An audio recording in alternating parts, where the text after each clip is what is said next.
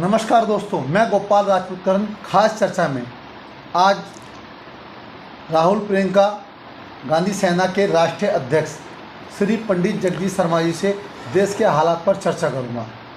सबसे पहले तो हम शुरुआत करेंगे भगवान श्री हनुमान जी की जयंती व महावीर जयंती की शुभकामनाएं मेरी दिल्ली मेरे संग परिवार की ओर से हम इनको और इनकी सेनाओं और पूरे देश को शुभकामनाएं देते हैं। धन्यवाद। तो अब हम बात करेंगे, जैसा कि हम दिल्ली के अंदर बैठे हैं, दिल्ली देश की राजधानी है। दिल्ली के मुख्यमंत्री अरविंद केजरीवाल जी ने एक तरफ तो ये जनता को कहा कि लगातार मामले बढ़ रहे हैं, हमारे हाथ से मामला चला गया है, गैस की कमी हो रही है, ऑक्सीजन की कमी हो रही है, पर डरने की कोई बात नहीं है। तो सर, आप उसको किस तरह देखते हैं? तो दोहरी बात हो गई। आप कह रहे हैं कि एक तरफ साधन भी नहीं है, गैस की ऑक्सीजन की कमी है, पर आप डरिए मत। देखिए, केजरीवाल जी जिस तरह की राजनीति कर रहे हैं, मैं समझता हूँ वो सिर्फ मतलब के लोग करते हैं।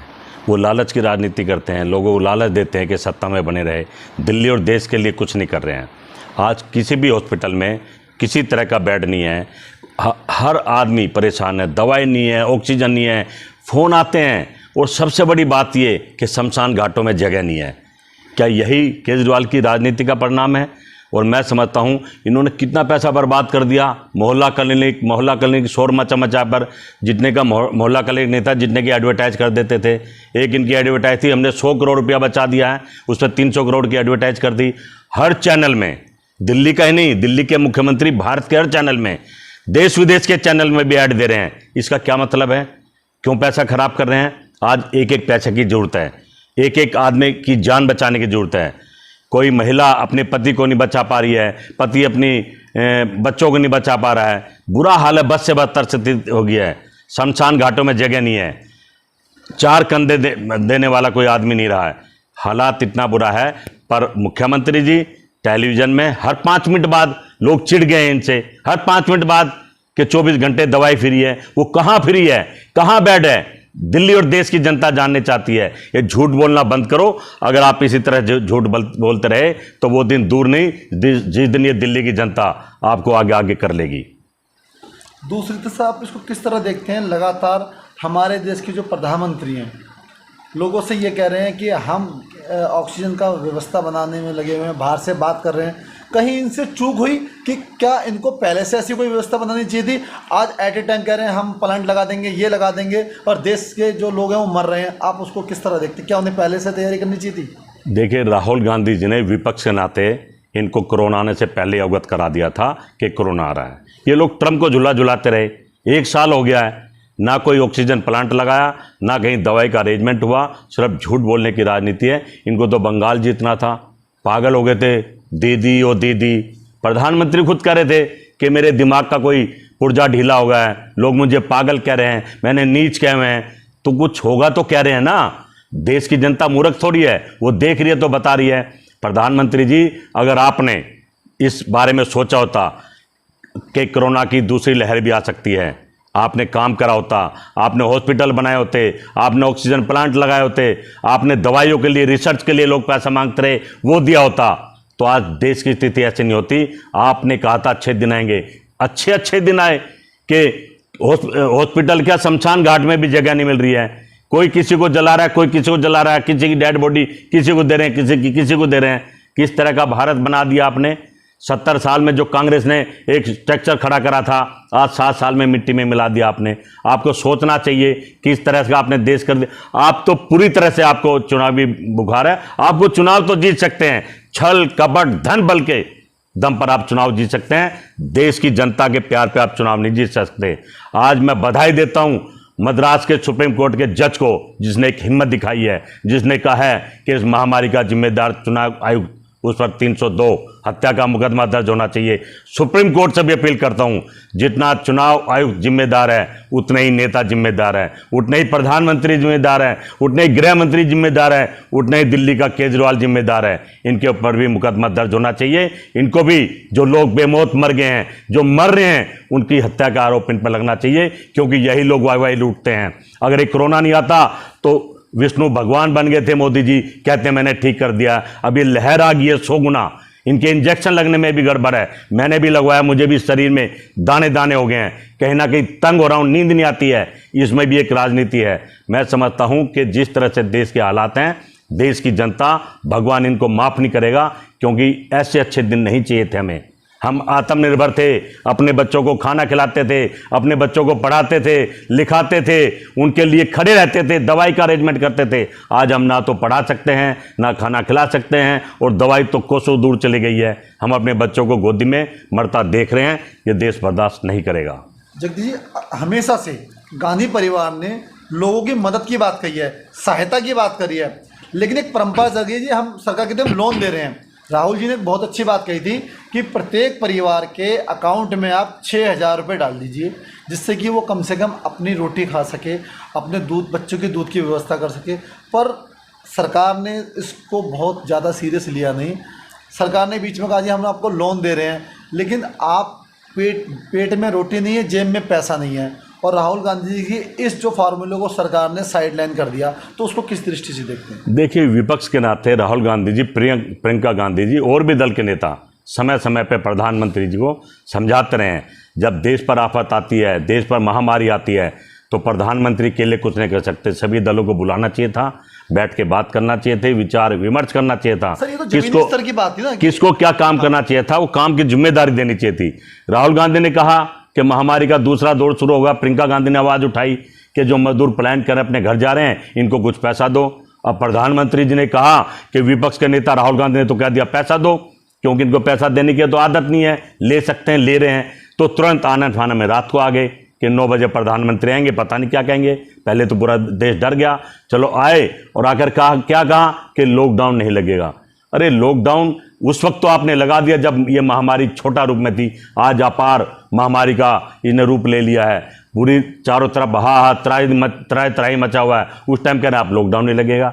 सही मायने में तो आपके पास इसका इलाज नहीं है, ना दवाई है। ये लॉकडाउन ही एकमात्र सहारा है, और सरकार की जिम्मेदारी है। जो लोग मजदूर हैं, जो गरीब हैं, जो बच्चों को नहीं पाल सकते, खाना नहीं खिला सकते हैं, उनका इंतजाम करें, उनका अरेंजमेंट करें। 1 किलो चावल से पेट भरने वाला नहीं है, 5 किलो चावल से पेट भरने वाला नहीं है। जिसके 8-8 घर में मेंबर हैं, बच्चे हैं, वो कैसे करेंगे? चावल क्या सूखा चावल पानी में भिगो के खा लेंगे? उसके लिए मसाला चाहिए, मिर्च चाहिए, रोटी चाहिए। सब कुछ अरेंजमेंट करना सरकार का धर्म है और दायित्व है, जिससे सरकार भाग रही है, दिल्ली की भी और सेंटर की भी।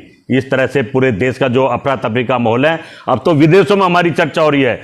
विदेशी टीवी कहते हैं कि हमारा भारत कितना बड़ा महान बन गया है, जहाँ हॉस्पिटल नहीं है। अगर नैतिकता बची हो आपके अंदर तो इस्तीफा दे दो, अपने घर बैठ जाओ। और बहुत दल है इस देश को संभालने के लिए, इस देश को आगे चलाने के लिए। इस तरह से नहीं चलेगा। ये डुगडुगी हम दो हमारे दो, राहुल गांधी जी ठीक कहते हैं। आप 2 से बाहर भी निकलो, इस पूरे देश का बेड़ा गर्क आपने कर दिया है।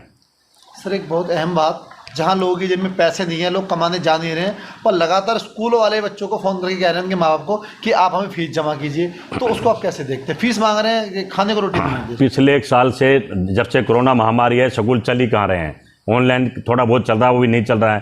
पेपर हो नहीं रहे, एग्जाम हो नहीं रहे हैं। लोगों को प्राण बचाने जरूरी है, पर उनको फीस चाहिए।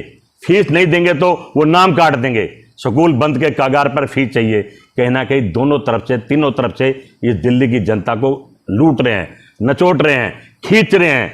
तो क्या करें? काम धंधा है नहीं, पैसा है नहीं, फीस कहाँ से दे, दवाई कहाँ से लाएं, बच्चों को कैसे बचाएं, बच्चों को खाना कैसे लाएं। आज एक मैं वीडियो देख रहा था, एक मजदूर बार बार आके खड़ा हो जाता था, तो एक पत्रकार ने उससे सवाल करा, आप कोरोना के टाइम ऐसे क्यों आके खड़ा हो रहा है?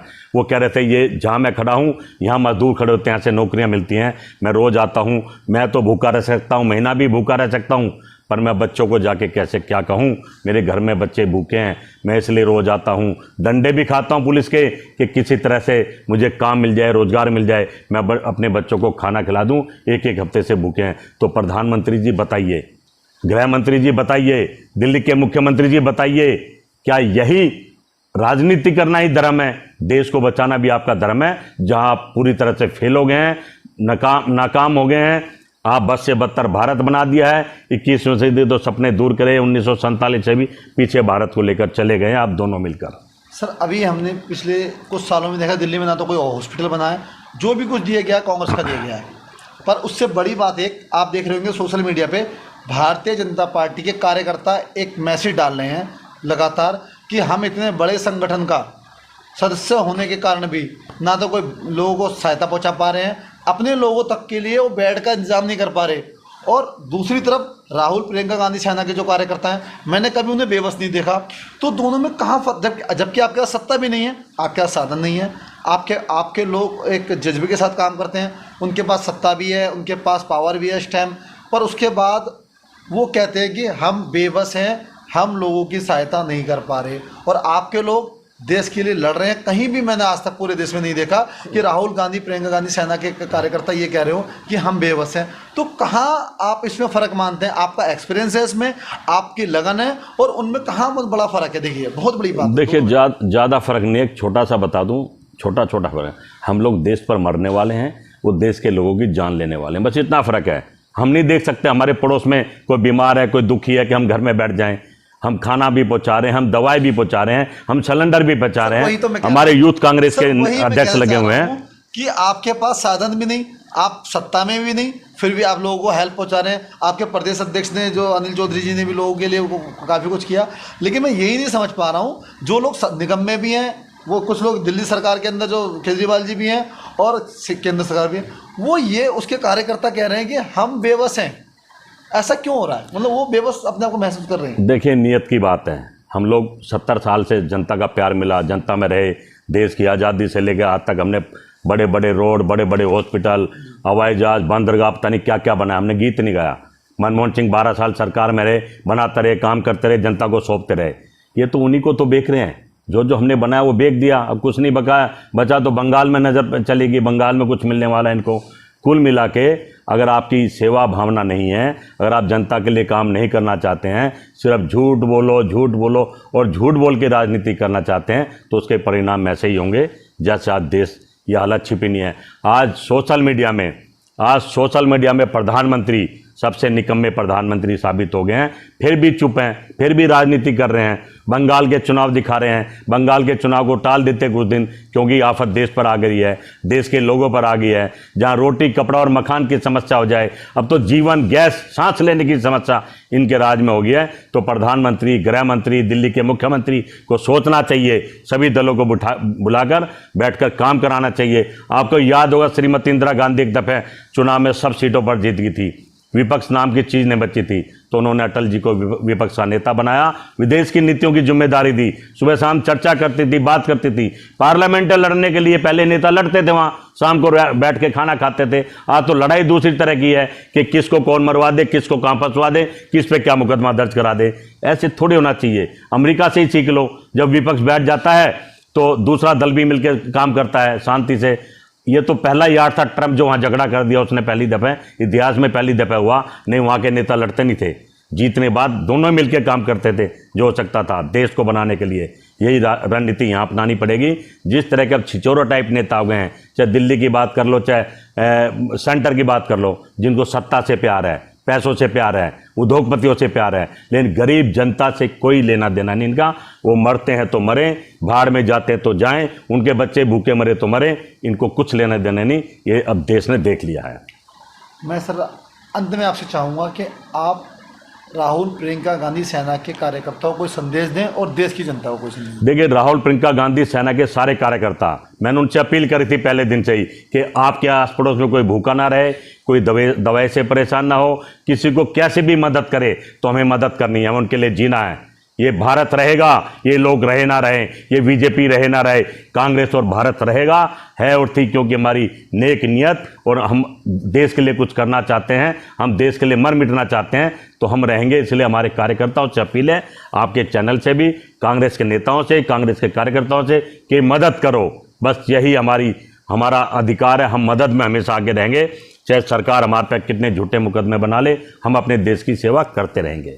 एक जाते जाते मुझे दिमाग में क्वेश्चन आ गया कि आपकी समन्वय और सेवा की राजनीति रही है, तो जो भाजपा के कार्यकर्ता हैं जो कह रहे हैं कि हम इतने बड़े संगठन का हिस्सा होने के बावजूद भी बेबस महसूस कर रहे हैं, उनके लिए भी कुछ कहना चाहेंगे आप? देखिए, भारतीय जनता पार्टी के जो कार्यकर्ता है वो कहीं ना कहीं हमारे मित्र हैं, कोई दुश्मन नहीं है। कोई आस में रहता है, कोई पड़ोस में रहता है, हम एक दूसरे से मिलते रहते हैं। उनके भी फ़ोन आते हैं, शर्मा जी कोई आपका हॉस्पिटल वाला जान पहचान का तो मदद करो। हमें बड़ा दुख होता है कि जो लोग सत्ता में हैं वो भी विपक्ष से मदद मांग रहे हैं, दवाई मांग रहे हैं, सिलेंडर मांग रहे हैं। उनको पता है कि उनका नेता नकारा है, वो सिर्फ सत्ता जीतने के लिए, लालच के लिए वे किसी की मदद नहीं करता। अब तो पूरी भारतीय जनता पार्टी को पता लगा। उनकी प्रवक्ता भी टेलीविजन में कह रही थी, मोदी जी हम देश के लिए हैं, देश को नहीं मरने देंगे, आपकी पॉलिसी हमें हटाना तो हटा दीजिए। एक महिला बेचारी उत्तर प्रदेश से बोल रही थी। मैं धन्यवाद देता हूँ उसका कि ऐसे नेता अभी बीजेपी में हैं जो देश के बारे में सोचते हैं, जो देश के बारे में समझ रखते हैं। उनकी बात नहीं कर रहा जो देश को लूट रहे हैं और जो देश को बर्बाद कर रहे हैं।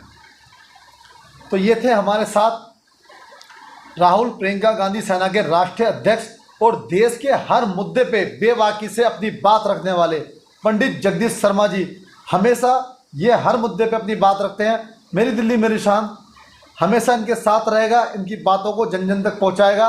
मैं गोपाल राजपूत करण, संपादक मेरी दिल्ली मेरी शान की ओर से इनका बहुत बहुत आभार व्यक्त करता हूँ। इन्होंने हमें समय दिया और देश के नाम संदेश दिया। मेरी दिल्ली मेरी शान के लिए खास चर्चा में आज के लिए इतना ही। नमस्कार। बेड नहीं है, दवाई नहीं है। आप बात करते थे कि हम भारत को 21वीं सदी में ले जाएंगे। क्या ऐसे ही लेके जाएंगे कि हॉस्पिटल में बेड नहीं है, दवाई नहीं है, शमशान घाट में जगह नहीं है, अर्थी को कंधा देने के लिए हाथ नहीं है? प्रधानमंत्री जी शर्म करो।